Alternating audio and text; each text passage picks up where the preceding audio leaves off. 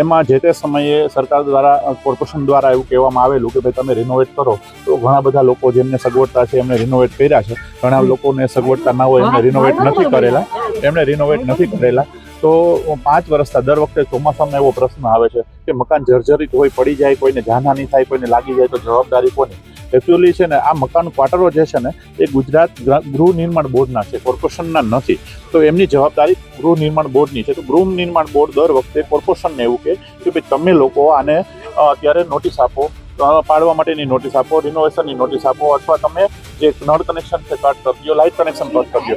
તો જ્યારે એમની જે વાત હોય એ કટ કરવા માટેની હોય છે, તો દર વખતે હોય છે તો એવું કહે છે કે ભાઈ તમે આમ કરો.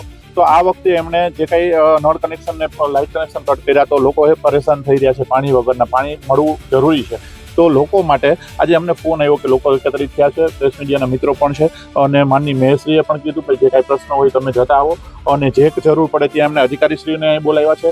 અત્યારથી જ હાલ જ પાણી પ્રશ્ન મેઇન છે એ સોલ્વ કરી બધા જ લોકો પાસેથી બાંહેધરી પત્ર લઈને એમને કીધું છે 5 દિવસની અંદર આપ બાંહેધરી પત્ર આપી દો કે આપના મકાન છે આપ રિનોવેશન કરી નાખશો. કારણ કે જાનહાની થાય તો જવાબદારી કોની, મેઇન પ્રશ્ન એ છે.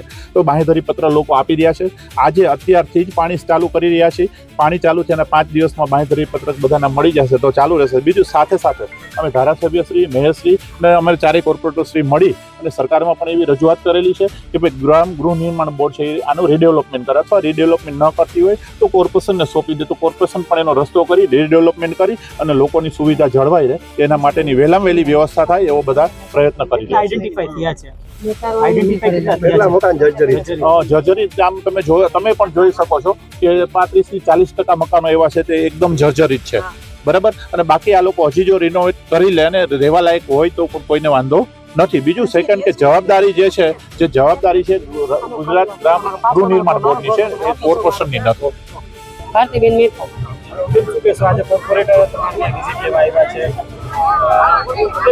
સમસ્યા અને તમે નોટિસ પણ પાઠવવામાં આવે.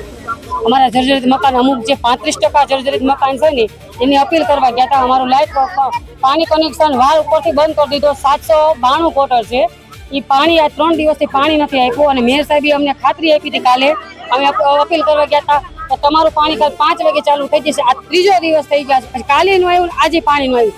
આ બધી બહેનો અમારી પરેશાન પાણીના હિસાબે તકલીફમાં છે અત્યારે. એટલે અમે રજૂઆત કરવી છે મેયરશ્રીને કે પાણી અમને ચાલુ કરી દો, પાણી ચાલુ કરો એટલે અમે રિનોવેશન કરાવી લેવું. અને પત્ર જે આપવાનો છે એ અમે 5 દિવસમાં એમને આપી દેવું કે કાંઈ જાય હાનિ થાય તો અમારી માથે, કોઈ કોર્પોરેશન માટે કોઈની માથે નહીં, અમે અમારા માથે લઈશી. પણ 5 દિવસ અમને રહ્યો એટલે અમે બધું કાગળિયા કરી દેવું તમને.